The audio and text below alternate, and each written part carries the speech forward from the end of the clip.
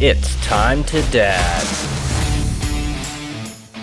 And welcome back to Time to Dad. Today, we are focusing on mental health and what it's like to deal with it and how we keep it together on a day-to-day of being a dad. So I think right now we're planning on starting with managing anxiety and stress. Who wants to go first? Who wants to talk a little bit about it? How do you manage your anxiety and stress? I don't. Well, how do we You don't. mismanage it? I tried to. I think it's important to even start by figuring out whether or not you have it, because I kind of, the way that I grew up, it was a big aspect of deal with it, suck it up, you're fine. Oh, shut the fuck up. Like, we all had it worse than you. You have no problems. And it's just like the older generation can often play that comparison game with like, you don't know how good you have it. And it's like, just because you don't have it the worst doesn't mean you don't have concerns and you don't have issues. And it's important to recognize that and honestly figure out if you're dealing with a manageable level of stress. And if you're not, it's okay to need support and help, you know? Yeah, that reminds me of the back in my day when I walked to school. I live in mountains barefoot with a shovel up my ass, something like that. But I think that's true. That just because we don't have to churn our own butter doesn't mean that we're not dealing with our own stresses. And I think some people would argue that today's age with social media and every time you turn on the news, another catastrophe is happening. That people are just way more stressed out now. Well, you also have to remember that generation also had actual cocaine like in their coke, so I'm sure that helped some. How old are your parents? What are you like, churning butter? They took the cocaine out in like the late 1800s. Like, what are we talking about? Well, I'm a former firefighter, and with that being said, you get those older guys that are in the firehouse, and they're just like, suck it up. It was a tough call. You don't deal with the stress. You don't deal with the anxiety. You get through the shift. You go home and you drink, and that is just. I don't advise that for anyone. Not healthy at all. That's how my dad grew up. Yeah. Mm-hmm. Alcohol is absolutely terrible for anxiety. It is. Yeah. It is, absolutely. Yeah, it is. That's how my dad and my father-in-law deal with it. And I remember the first time I told my dad I was depressed, he said, "You're not depressed, I'm depressed." And I'm just like, fuck, thanks, Dad. Like, and then I'm like, well, yeah, and I'm trying to deal with it and not become an alcoholic like he became. Mm-hmm. And it's just like, that alcohol is an easy solution that comes with a hell of a lot of problems. Yeah. And then it turns into a pissing match essentially between you and either your dad or you and the next guy. Well, I'm more depressed because of this, and it just does that spiral, and it's not healthy at all to get into a relationship or a friendship that is like that. Yeah, it's toxic. Yeah. It's toxic, and it's what's so frustrating about that is that your house that's supposed to be, your fortress. Can decompress and ends up becoming the most stressful thing about your day. I made it a point when, I have had my own family. It was like, my house is going to be a house, right? Like I'm not going to bring home, the stuff I got going on at work, or I'm going to try not to. And I'm going to get home and this is where I can relax. And I what I love so much now, I think, with the current work culture is the focus on mental health with jobs. Mm-hmm. And a lot of companies are really putting a lot of time in making sure that their people are happy and that they don't feel like they're stuck between a rock and a hard place and have to grind. I would hope that every company would do that. Yeah. Some of us are fortunate. I definitely don't think every company does that. Yeah. No. I happen to work for a company that does kind of put that in the forefront, and they're always letting you know the resources available out there, and people are always checking in. But yeah, I would say there's a huge deficit in companies that actually do that sort of thing. There's a lot of companies that could care less if they burn through employees and can rehire them. It's just all Absolutely. about, and that's a hard thing. I mean, speaking of, not to kind of veer from the topic, but that is a really hard thing to figure out about a company up front. unless you know somebody who already works for them, or you can, I mean, sometimes on Glassdoor you can get a little bit of insight on that stuff, but it's really, I mean, it's hit or miss. You'll see some people are like, hey, great company, and that's because they like the bonuses. They're not talking about a company that legitimately cares about mental health, or, you know, how many people are working 60-hour weeks and not getting overtime pay, stuff like that. It's hard to find, but once you find one, I would suggest sticking with them, because they're few and far between. And that's sad, especially now with hiring being so hard, you know, for every company in every industry. Well, you would think that would be the topic. You know, let's focus on keeping our people. But I think that. Oh, sorry, man. No, go ahead.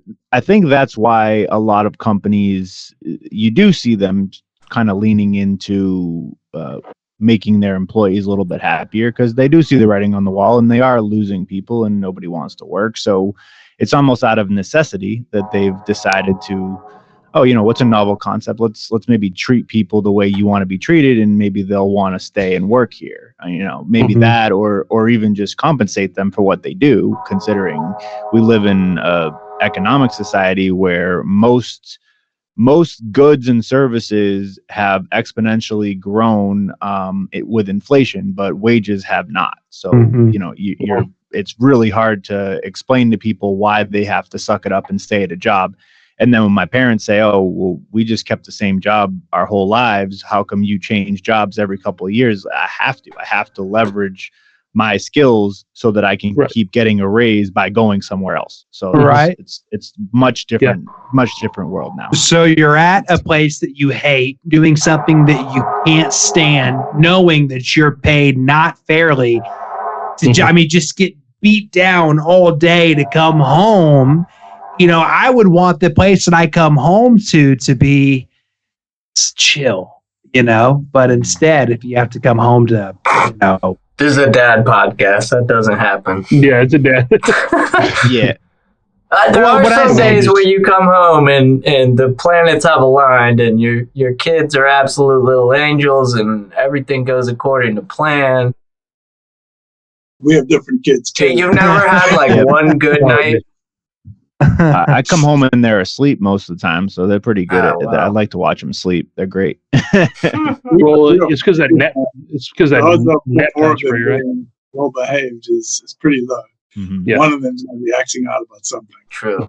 I only have one still in the house to worry about. So, but he's been a little tyrant the past couple nights, which definitely adds to the anxiety of.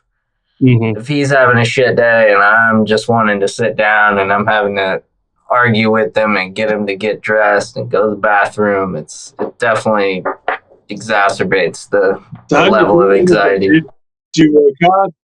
Do you smoke? Do you drink? What do you do to relieve stress or frustration? Yes. I mean, I used to think beer like legitimately helped, and not like getting yourself stupid drunk, but like having a beer or two after work, I thought helped. But then when I took that baseball to the face and they were pretty much like, you can't drink for a couple weeks because they were worried it was going to affect my eye. It was kind of weird. It was kind of like a snowball effect, right? Because I just like stopped alcohol altogether and did that for a month total. And so you start sleeping better when you're not consuming alcohol. My anxiety level like probably cutting 50% at least. I know that's not for everybody. There's not everybody just wants to give up drinking altogether, but that made a world of difference in my anxiety. Was just going from a couple beers to not drinking at all made a huge difference. Well, and I think also taking general care of yourself. I'm not only talking about just working out and eating better and stuff like that, but also go to the doctor. As men, we tend to not go to the doctor because we tend to avoid it. We put ourselves last. Hate doctors. But but I will say this about a year and a half ago, I started going back to the doctor. I got all my blood levels checked, I got my testosterone checked, and my wife was just like, "You're always on edge. You're always just drop of a hat. You're just snapping." Well, it turns out I didn't know this.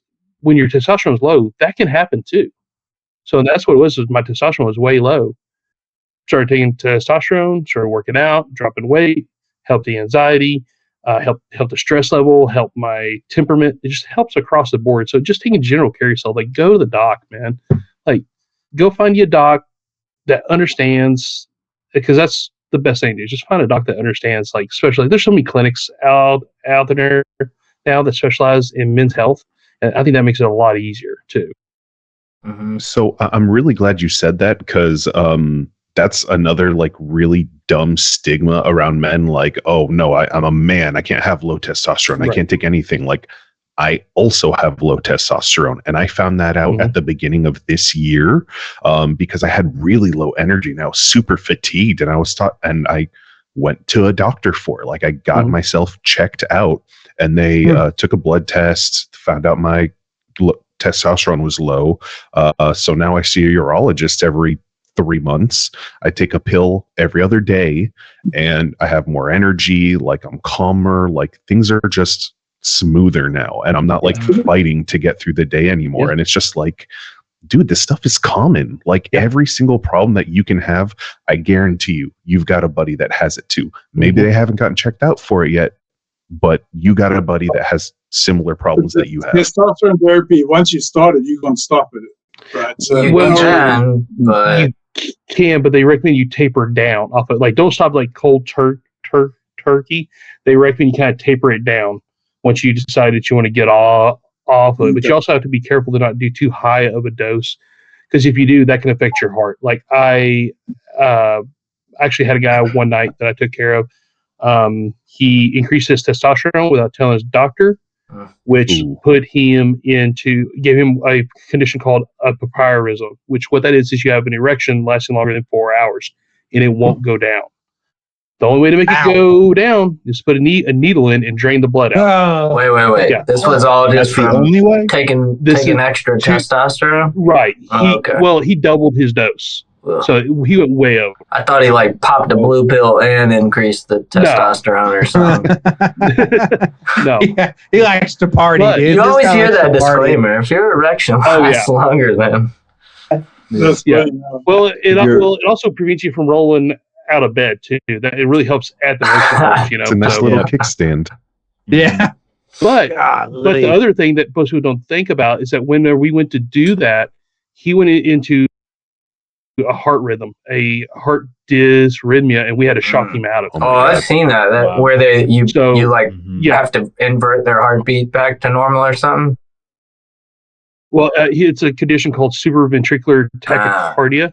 So heart's beating Duh. between 160 to over 200 times a minute. And you can give meds to fix it, but he wasn't responding, so we had to shock him. Nice. Heart will give out. His heart will eventually Yeah. just give this, out. Yeah, this lovely device they gave me, it's supposed to see if my heart's doing weird shit or if it's just my anxiety. It's I think Yeah, well, you it's have all- something to measure. ultramodern. Something's doing weird shit in your body. do what? Something's doing weird shit in your body. The simple fact that you have to have Yeah. it to measure it. Yeah. Well, it's How long do you have to have it for? just a week. So 7 days, and I take it off and I mail it back to Philips, and I guess they download everything and they give it to the doctor. But yeah, I mean, he took like the EKG in the office, and he said it looked fine. So hopefully, I mean, not hopefully, but the lesser of two evils is that it's my anxiety just causing. There's my anxiety. I get, I can work myself into like fight or flight pretty easily, to the point of where I'm like, my heart will race so bad. I'm like, fuck, am I having a heart attack? Should I go to the ER? Should I wait it out and see if I can just calm myself down? And for me, with my anxiety, luckily it doesn't get to that level often, but it can happen. And so for me, that's like my ongoing struggle with it is calming myself down and trying to figure out when I should see a doctor, and it was just doing weird shit. Like normally my resting rate's anywhere between like 54 beats a minute and like 64 is where it typically hovers. And I'll be sitting in the office and all of a sudden I'll look down at my watch and my heart rate's like 89 beats and I'm just sitting there doing nothing. So I was like, all right, I'm going to go see, the doctor, get it checked out. And so they wanted to do this as a precautionary to make sure I don't have something weird like AFib or something going on. He said he's not expecting any surprises, but we'll see.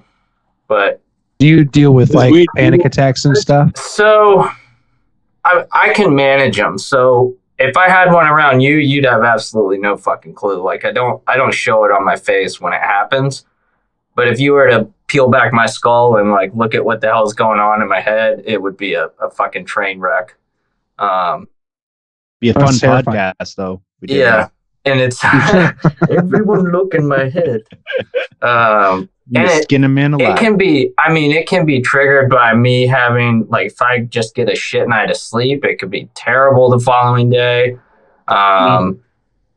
Oddly enough, if I overexert myself, like doing shit around that, working on something or actually do some exercise, like going out in the kayak and stuff, I feel a million times better the next day.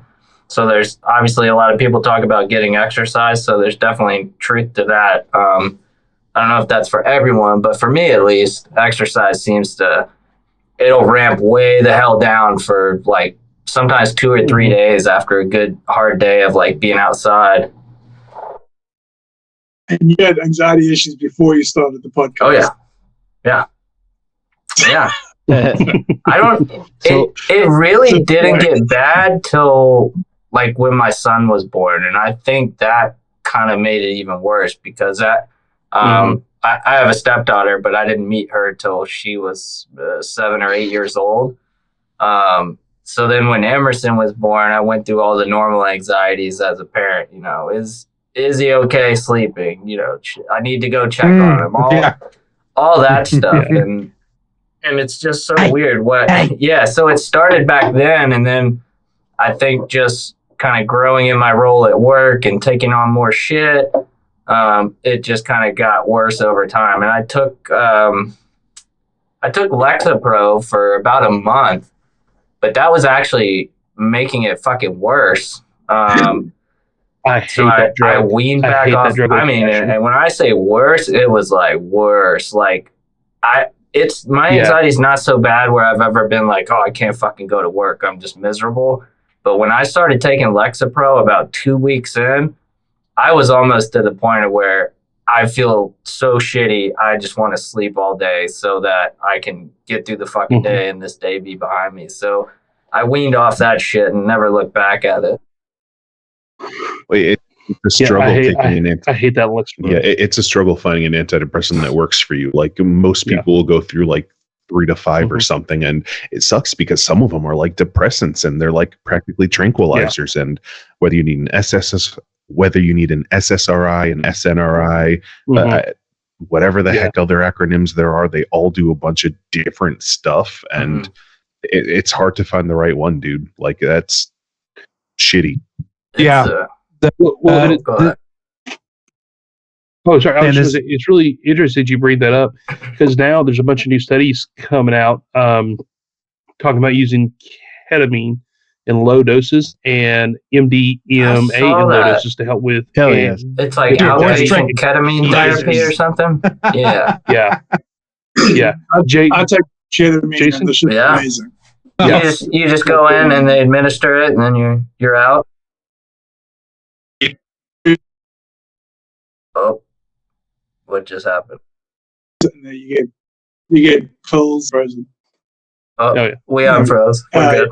You get pills, sublingual pills, and it's pretty all set up pretty well. Like you got to record it all through this app kind of thing to get the next dosage, and then you just put the eye mask on, the headphones, and put the music on. So it's a very therapeutic kind of setting. It's not recreational. But my wife came to me after I think I'd done 4 sessions or something. And she's like, keep doing this. Was it ketamine? This was ketamine or MDMA? What were we talking about? This is Ketamine. And- Okay. It just makes You know, such a Is difference. that all out in- of pocket, or does health insurance get involved at all? That's more out of pocket. Yeah, I don't think it's covered by Okay. insurance. Yeah, I figure it's kind of like an elective sort of thing. Yeah, Well, but it's also sort of in its experimental stage. Like, not experimental, but it's new. Yeah, it's I know not really isn't it considered den- general therapy yet or anything like that. Yeah, my drug dealer won't take my health Do you insurance. have, unfortunately, so it is what it Keep is. trying. What kind of coverage do you have for mental health? Do you have decent coverage on your health care I for it? don't like any.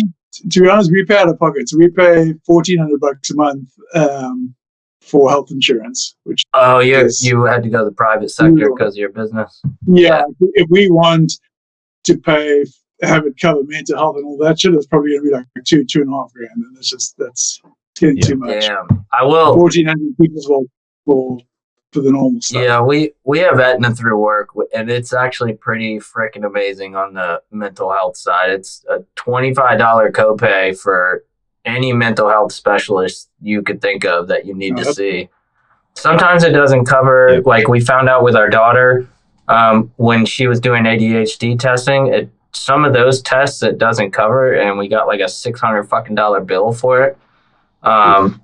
But as a whole, Well, that's just if you need to see a therapist, you want to see your doctor about ADHD, anything mental health related, if it falls under a specialist for that, is $25 copay, and it's been pretty freaking awesome.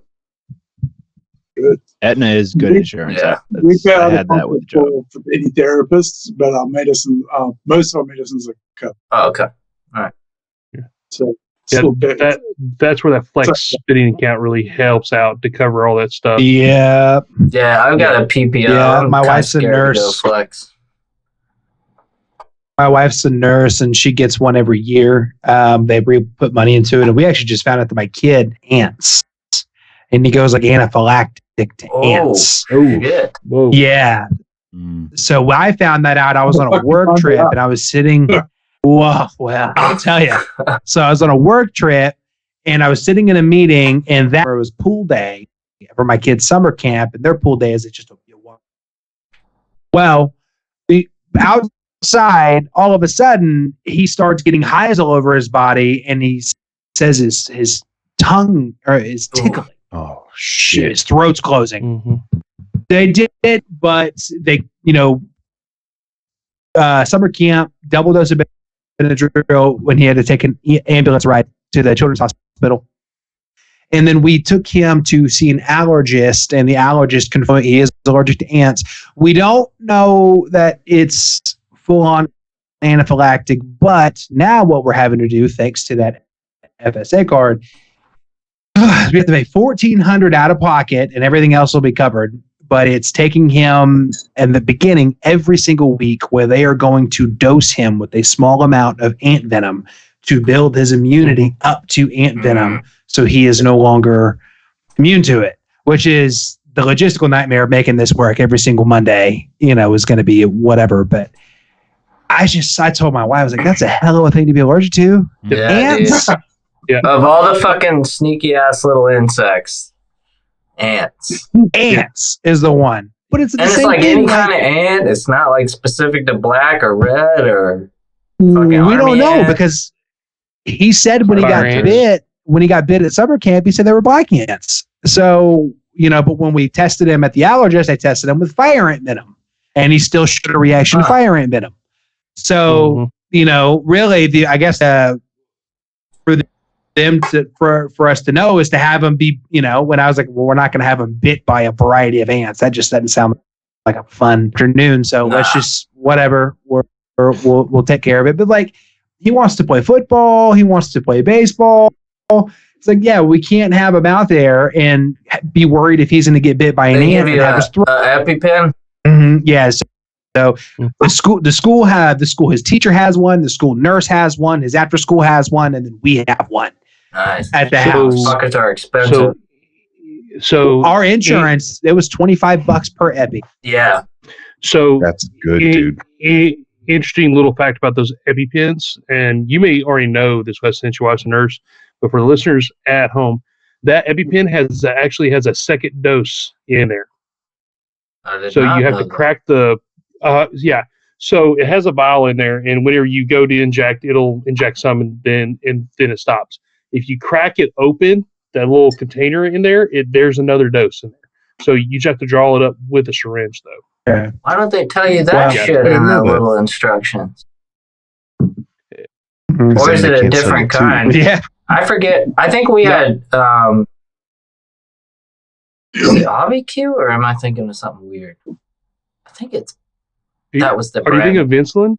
No, it was an Epi. Oh, okay. Yeah, no, it's because It's a only weird there's only oval two shaped different one. types. It's not like the typical like giant pencil size one. It was like rectangle shaped. Aiden has the I big. wonder if that was like a big one. pediatric dose.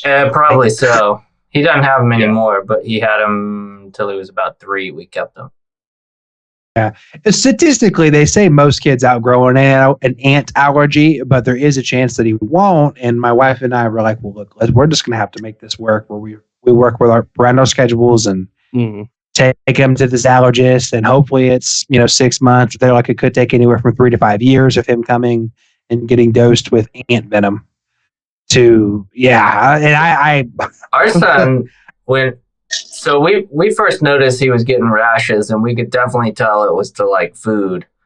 And so he went and got tested. He was showed positive reaction to like milk, eggs. It was like 5 or 6 different things, and luckily he's outgrown all of them now, so we don't even have to get the EpiPen. But it was a bitch to get. So one time, I guess the doctor just put the prescription in, and I guess there's some formality where if it's medically necessary, they have to document that prescription some different way. So I roll into Walgreens to pick it up because we were going on vacation and his had expired. And they're like, oh, it's going to be, I think it was like $500. And I was like, what the hell? And so I called Aetna, and they were like, well, that's the price for it if it's not deemed medically necessary. So we had to go back to the doctor. Doctor had to send Aetna a letter basically saying, yes, this kid could die from his allergies. And finally it went down to like a $10 copay. But I was like, holy shit, like if you're deathly allergic to something, I don't know how people would afford that if you don't have insurance. well, Well, and that's the thing. What the big stir was it like 4 or 5 years ago when you had these drug companies that were coming in, and what their CEOs were doing, they were looking at their drug sheets to see what the cheapest drug was, and they were jacking the price up on it. That's why EpiPen all of a sudden went from $10-15 to $500 for no reason at all. And same way with some of the insulin. The pharmaceutical and medical world is Have you a seen world that? I gross. That documentary, Fucking gross. I think it's called Sick America Which one? or something like that. Oh, there's so many of them out there now. And it's, Yeah, and this it's is- basically about the plot of the pharmaceutical industry to purposefully keep people 6 sick. years ago, when our second oldest was born, we were due to fly to South Africa to go visit my family. He was 8 weeks old, and they found an abscess on his butt. Well, we found an abscess on his butt. My wife was bathing him before we were going to the airport. But this thing was like huge and right by his fucking butthole. Mm. So we took him to the ER, and they're like, sorry, man, got to go for emergency surgery. Yeah. Delayed the flight. Long story short, he has a surgery, gets a cut, rescheduled to go to South Africa. They prescribe him Augmentin, the antibiotic. And we get that in South Africa, and you get it like it's 200 rand. So that's like $10. Okay. We get this thing. It was like $900. So I'm just like, Yeah. what do you mean it's $900? Oh, in the States, it was $900. Yeah. Yeah. I was like, it's Augmentin. It's like the most fucking common antibiotic for this sort of thing. What do you mean? Sorry, like that's what it is. We had insurance and it was covered, but I was like, that's fucking crazy. Like, there's no ways to justify something you can get for $10 in South Africa to be $900 here. Like, it doesn't make sense. Yeah. When my and you go right ahead, Wes. when my wife was in nursing school, her biochemistry professor was a retired engineer, and his team worked on a diabetes medication. And he was saying that the team, the medical team that develops and tests and launches this medication, they have 2 years of the initial launch date to recoup the cost of how much it cost them to develop it. And after that 2 years, that's when their initial patent expires, and then Everybody it can and now their mom be, is making it. you know, Yeah. can make it the generic version. So that, I mean, they, you know, but it's, But you know, I don't want to make this. I would question the accuracy of that, because there's a medication for if you have bipolar, you can get Vraylar that is not covered by most insurances, and it's $1,300 a month. And they have the patent for it until 2029, and that can still get extended because they're finding new uses for it as they do more tests through it. So anyone who has bipolar that's taking Vraylar and doesn't have the right or good insurance, that's $1,300 a month. How many That's people ridiculous. can afford that? And Yeah. that's a real, pretty intense mental health issue. And if they're not medicated, like, it's just a drives. Yeah, this is something. I don't Well, wanna- that's kind of Yeah, That's yeah. kinda We the don't want to get into merry-go-round. shitting on our healthcare system. that's the merry-go-round with, Yeah, I know. with I think mental health in general is if you don't have good health care, you're not going to be seen about it in the first place. You're fucked. I mean, you Well, can't well, afford to even well, go it's Like our dad. go test and shit. Yeah. Yeah. What you see in the homeless Well- population, so many in Savannah. So there are, I don't know the statistic. I'd say 1 in 8 of the homeless people here are paranoid schizophrenic, and they are just, Yeah. you know, and it's like they can't get any help. There's no help for them. Well, Wes, I'll play devil's advocate there because I do have a family member that is like that, where they've gotten help. They've had all the help given to them. They just won't take the help Right. because of the sickness. They just won't take the help, you know, even though, because they start taking the medicine, they start feeling better, like, okay, well, I'm back to normal, because they're treating it like an antibiotic, and they don't understand it's a long-term med. This is something you're going to feel for the rest of your life because your chemical imbalance within your brain is just off. But they start taking it, they start feeling, oh, I don't need this med anymore, and they quit taking it, then they go right back down that rabbit Some hole. of that stuff, man.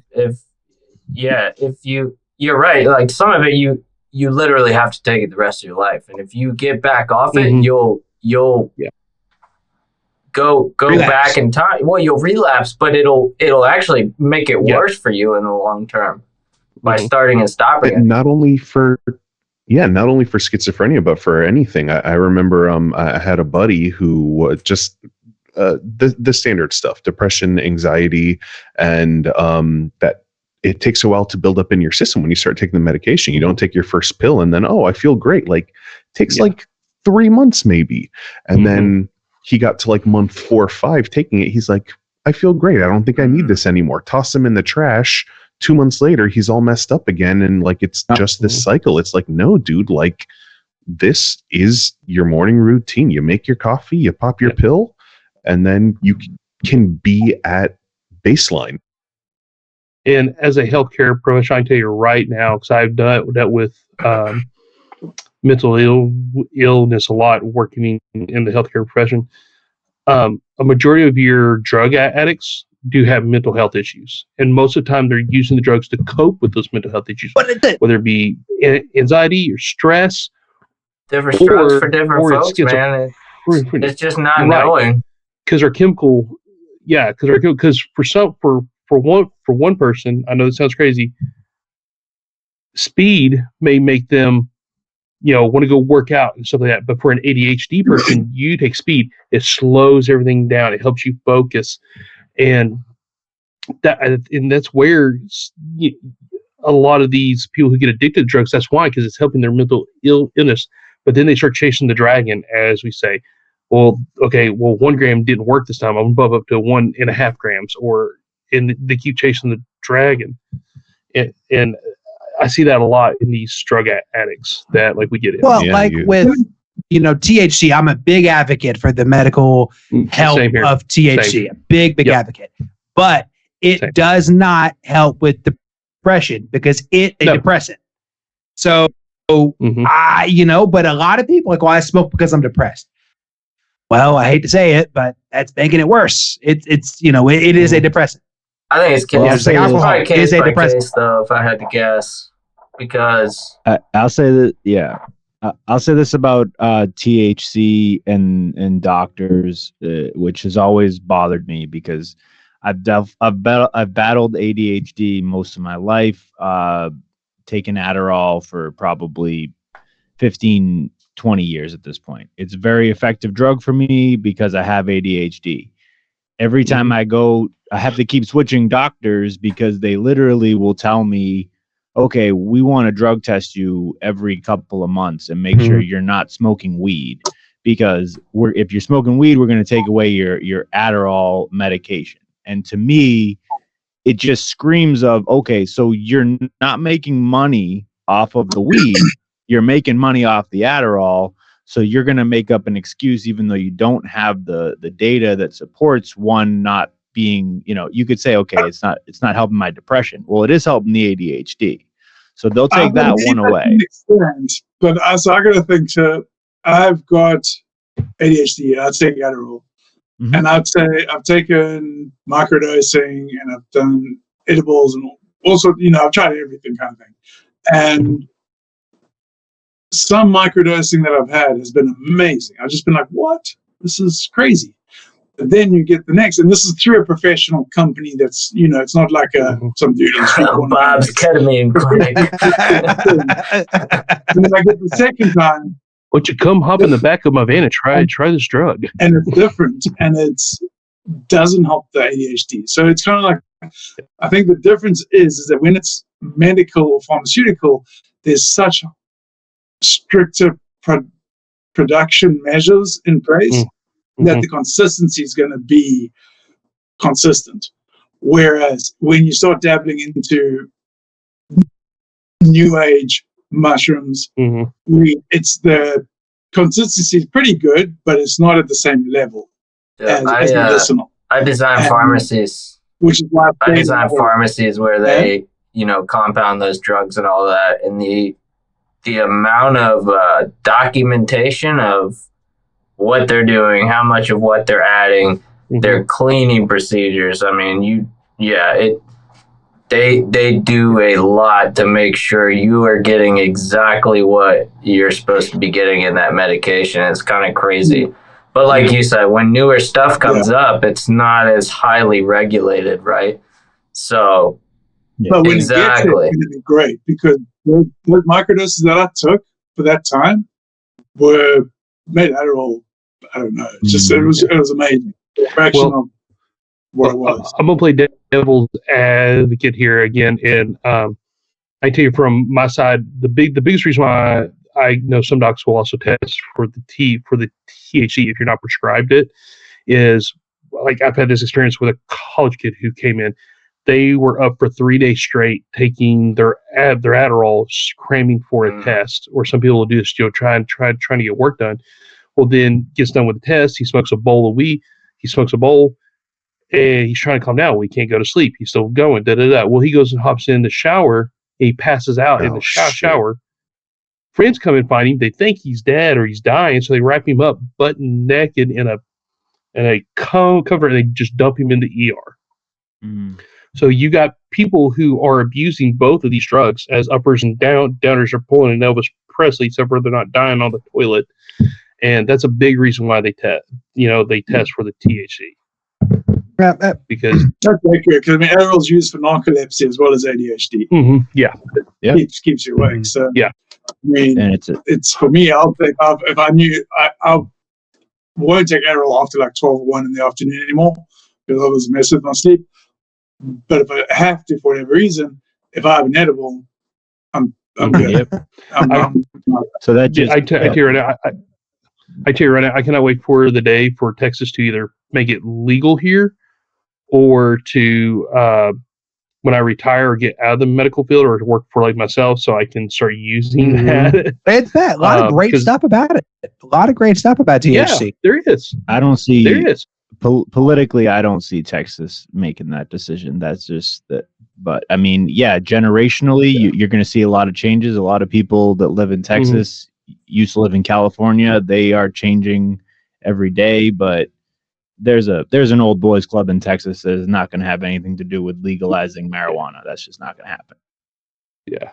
Well, yeah, I just think we're going to start seeing a lot.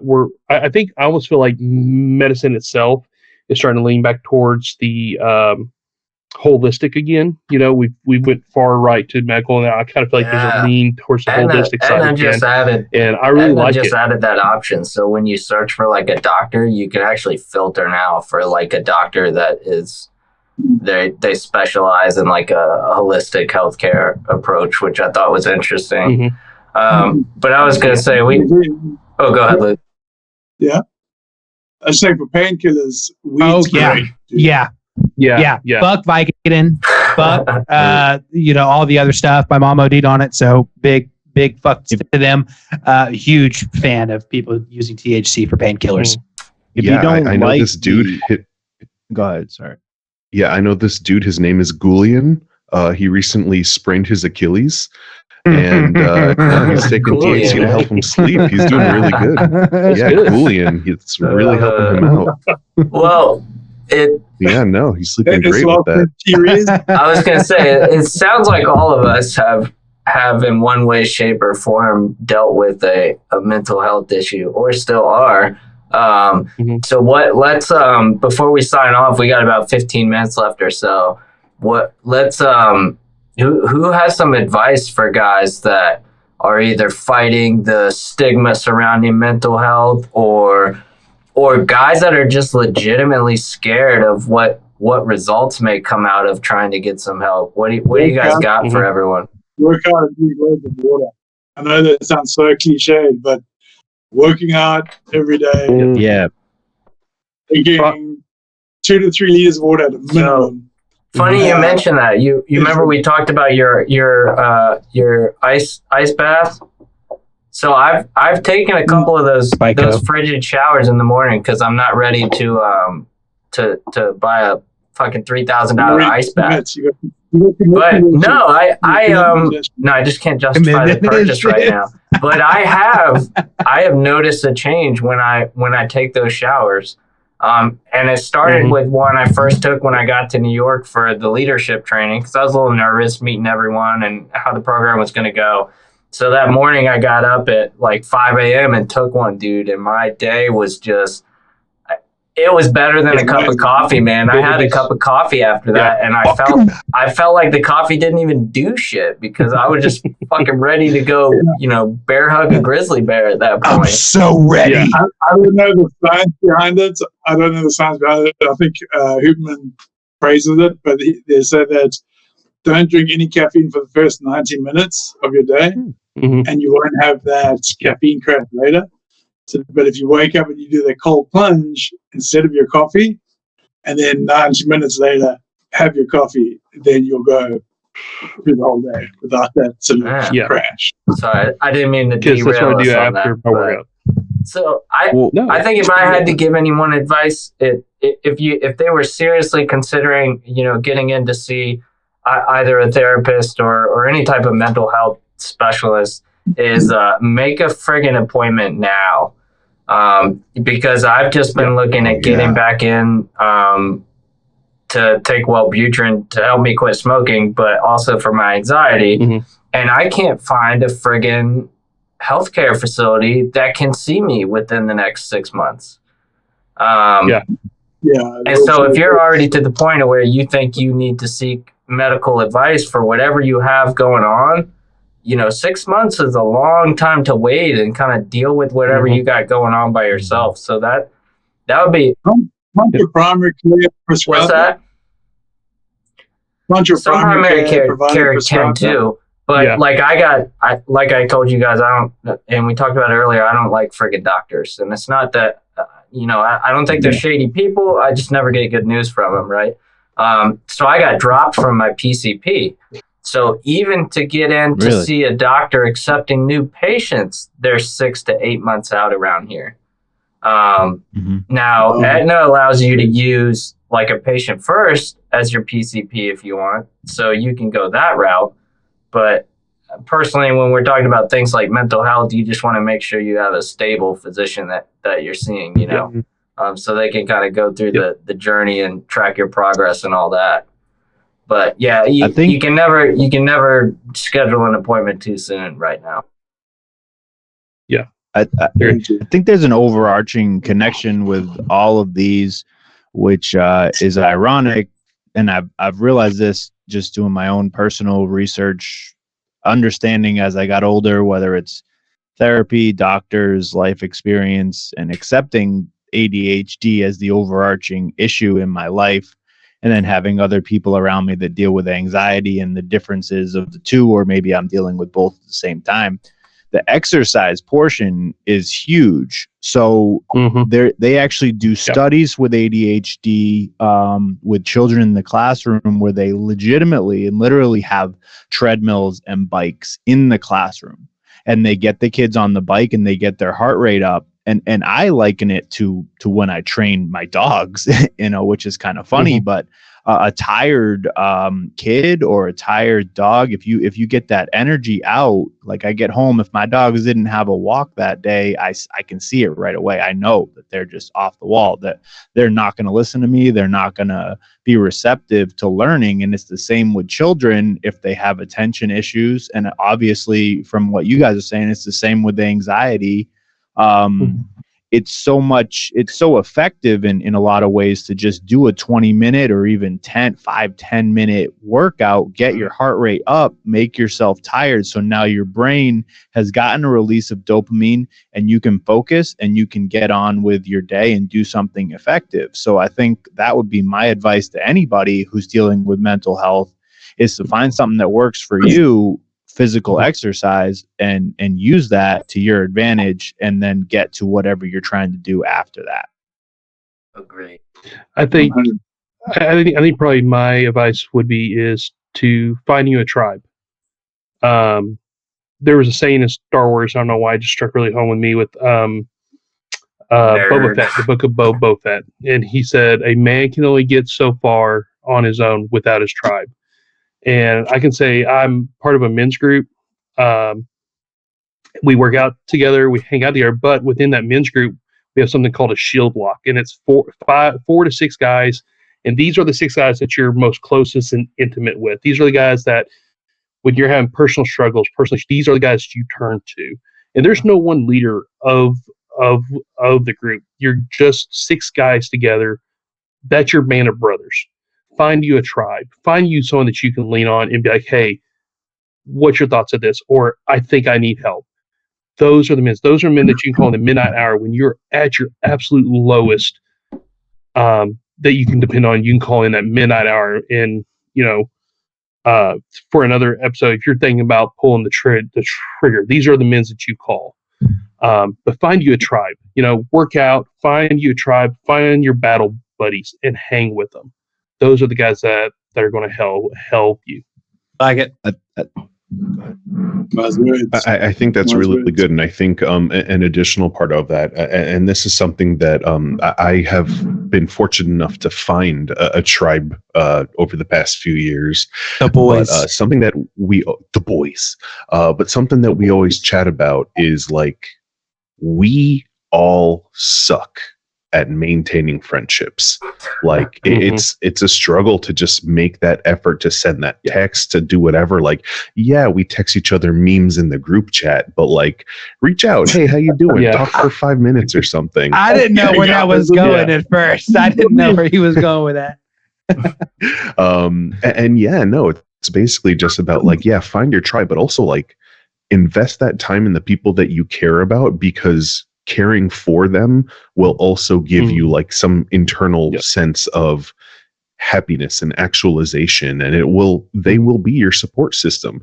And it's one of those like, you guys kind of stole all my answers, like, make an appointment, find your squad and everything, but also like invest some time in your circle. And that can be a group of guys. Like, we all found each other on social media, and I'm stoked. Luke lives an hour and a half away from him, and I'm stoked to go to St. Augustine soon to meet up with them.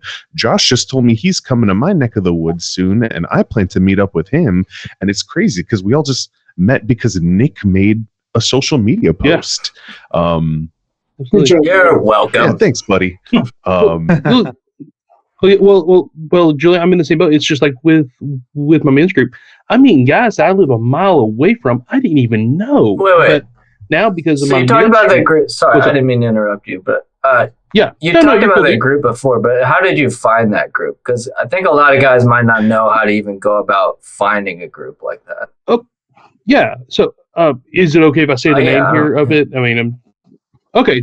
So the men's group that I'm part of is called F3. So F3 stands for Fitness, Fellowship, and Faith. On the faith aspect, don't let that scare you away. We don't beat you over the head with the Bible. We just all believe there's a higher power. That's all. If you don't believe in that, you're still welcome to come out. But the way that I found this was I put a post out on social media in my neighborhood, or actually in my city area, asking, hey, does anyone have any workout apps that they recommend? Because I just can't keep up with my workout.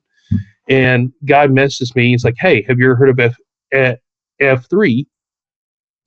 Have you ever heard of it? It's absolutely free. There's no strings attached. There's nothing. We're peer led. We take turns leading the workout. I'm like, no, I haven't. Let me think about it. The next day I go to work. I'm talking with my buddy. He's like, yeah, I'm part of F3. I'm like, you haven't told me about it? He's like, dude, come out and try it.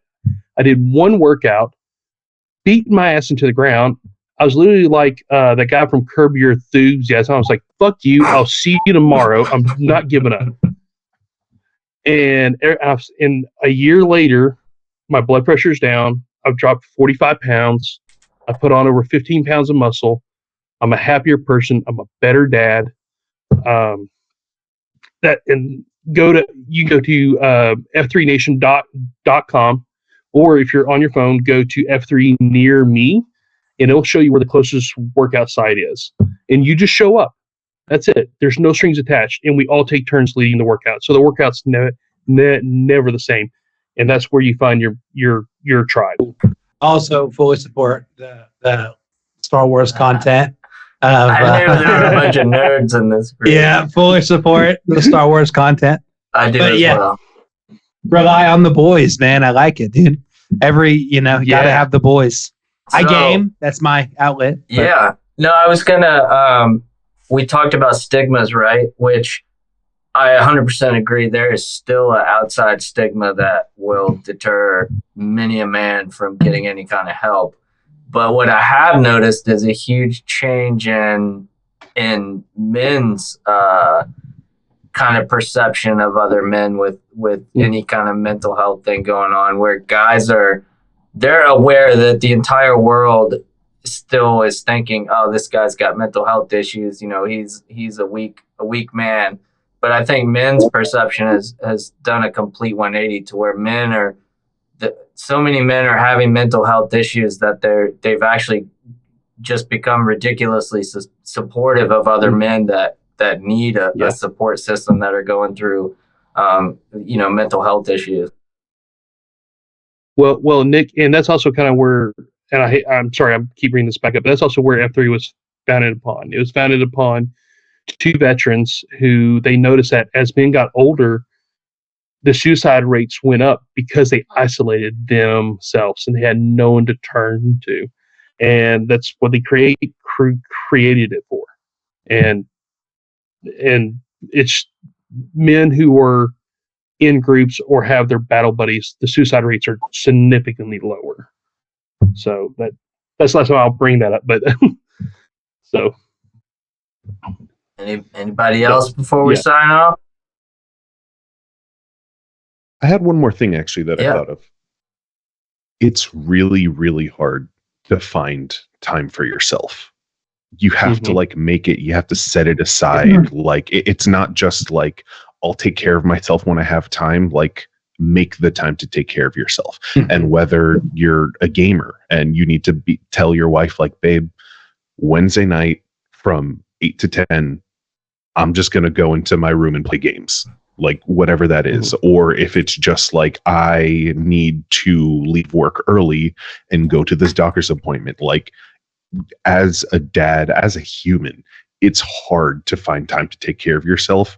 And it's just like, don't try to just fit it in wherever it fits. Like, take a chunk out of something else to take care of yourself if you need to. You cannot fill from an empty cup, and you need to fill yourself up before you can provide for anyone else, your children, your partner, anyone. Yep. I'm a That's massive believer in morning routines, not that it's going to make you rich and successful or anything, but taking that time in the morning for yourself, for your own self-care, to look after yourself, just like you need to take time to reach out to people, be a friend, whatever. You need time to be alone. You need time to not be on your phone and to just be alone with yourself, because it's your life that you're given. Experience it with you. You know what I mean? Don't be distracted by all the big shiny objects and all the other shit. I struggle with Good to that. I need to find some time just to like unplug, turn shit off, and It's so important, man. For me, my mornings are fuck with that. Same here. I wouldn't be the same person. I need that an hour or two by myself. I'm alone, not so getting bad at kids. that. I'm not talking, not being on my phone. It's being like, You know what, Wes? If I come to visit Georgia, you and I can go That'll work work. out. Let's do it. We'll go. I got a Okay. Y membership. You can go to the So- Y if you want. Let's go. YMCA. yeah. You I think we could. you got something, Jason? I think we could do a whole episode on phone addiction. That's a Yeah. that one just Oh, that, yeah. that one just punched me in the gut on that. Yeah, So, dude. Like, don't at me though. God, Luke. Jeez. I'll be sitting at home, man. I'm not even looking at my phone, but I got to hold it. It's just Yeah. there. I'm like, I'm ready to feel the vibration. What? you got it. I hate when I He go, likes the vibration. likes- I hate when I go to take a poop and I forget my phone. Oh, It's so dude. upsetting. Dude. Oh yeah, and you're just sitting there and you're reading the Yeah. air freshener bottle because you got nothing else Look to at read. Like you it's actually poop? 1990. Is it possible to poop without your phone? I don't Is think that- so. I've trained my bowels to hold it in.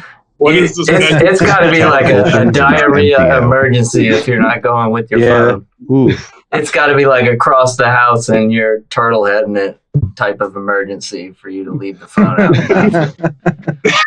Pretty dog. So, well, yeah. So, anyways, so guys, make your appointments. Reach out to some guys in your circle if you need support on anything. Reach out to us in the Facebook group. I mean, you've heard how Absolutely. shit shows we can be sometimes and what we have going on. But I think you'll find if you do reach out, you're going to get a much warmer welcome than you're expecting. So yeah, take this stuff seriously, guys, because there's a lot of people that don't, and it can be a bad path to go down for sure. But we appreciate you guys listening. Like I said, come hang out with us. Hold on, I gotta hop in real quick. Do it. Oh. If you're in a really bad place, if you're contemplating suicide, you can call or text 988. It's a suicide and crisis hotline. Reach out to them, talk to someone for help. There are resources available. There is someone who wants to talk to you. You are an important person and you are valuable. Yep. And you're worth so much more than you probably realize. And give yourself the opportunity to talk to someone before taking any kind of action. This world is better with you in it. I promise you in it. I would rather Especially if talk you're on a the dad. phone. I would rather talk to you on the phone for hours than have to read your eulogy for 15 minutes. 100%. Agreed. I can't tell you how many 100%. times, as a healthcare professional, I've had to do that for guys that I used to work with. Because instead of picking up the phone to call me, they decide to bite the bullet. Don't do that, guys. Please don't. Call one of us. Hell, reach out to one of us on Facebook, please. I'll talk to you all night. I don't know who the hell I'm you always are. open for a direct message. So. Yes, same here. Yeah. Always. But thank you guys for sticking it out with us. I know this isn't an easy topic for a lot of guys, but that's what we're here to do to help dads kind of find their way in whatever kind of scenario they catch themselves or they end up in. So come hang out with us on the Facebook group. Post any questions you have on there. Always willing to help, as you can see. So Like, subscribe, and join the Facebook group, and we will catch you guys on the next episode. See you, boys. Peace. Yeah.